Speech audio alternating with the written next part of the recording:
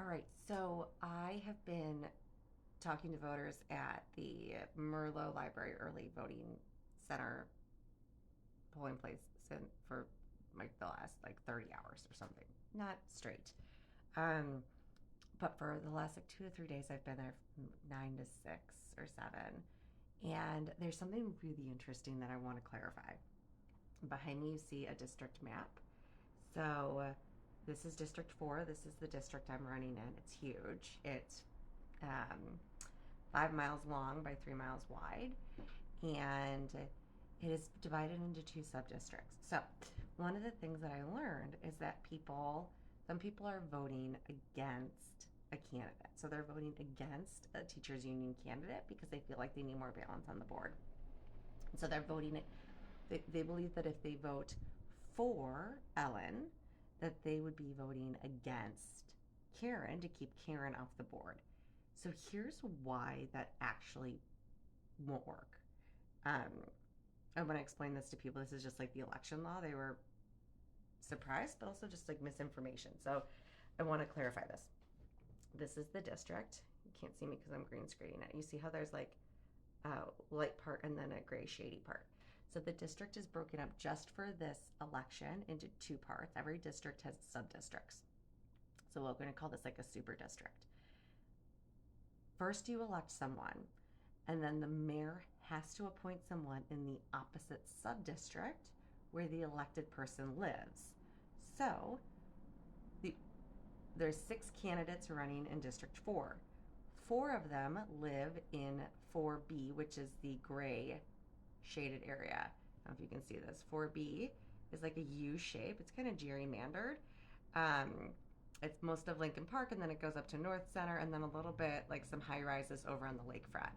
4A is Lakeview and Uptown and like Roscoe area. So Ellen Rosenfeld, Andrew Davis, Thomas Day, and Carmen Giosa all live in 4B.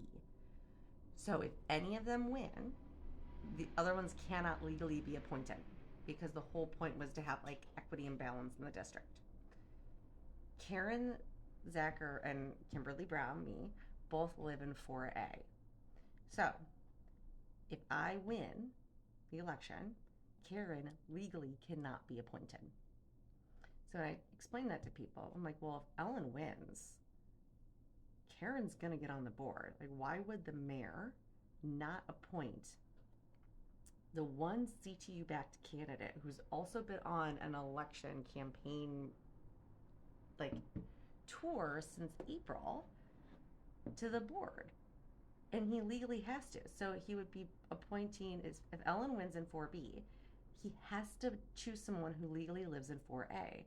The two candidates in 4A are Karen Zacher and myself. I don't know the mayor. I'm not a CTU endorsed candidate, nor am I a CTU member. Or some random person that hasn't been campaigning, which he technically could do, but that would be odd. But not out of the ordinary for this guy.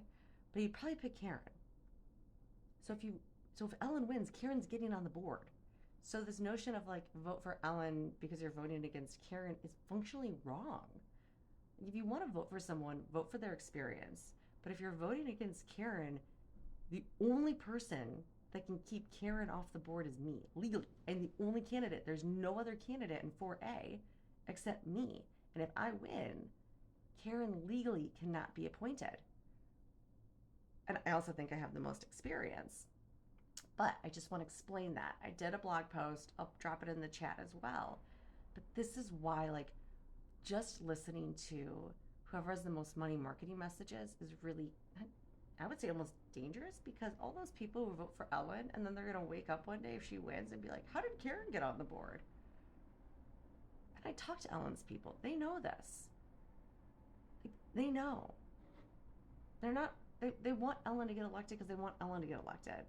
So this message of like feeding into people's fears of the CTU is a way for them to just like heighten their candidate, which is really unfortunate. I'm telling you, if that's what you're voting for, I am legally the only candidate in 4A, and you can look at the Board of Elections, you can search our addresses. This is the map. I'm the only candidate in 4A with Karen. So if I win, Karen cannot get appointed to the board. if anyone in 4B wins, I it's gonna Karen's gonna get appointed to the board, not me. There's no way I'm getting the appointment. So, election facts. This is only relevant for the next 2 years, but hopefully this is helpful. Spread the word, but also when it comes to elections, like marketing helps get brand awareness, but you do just like you would like with food products or restaurants or anything else. Like read the reviews, look at the ingredients, like look at the competition, you know, do a little bit of like side by side research because it's not always what it seems. Thank you.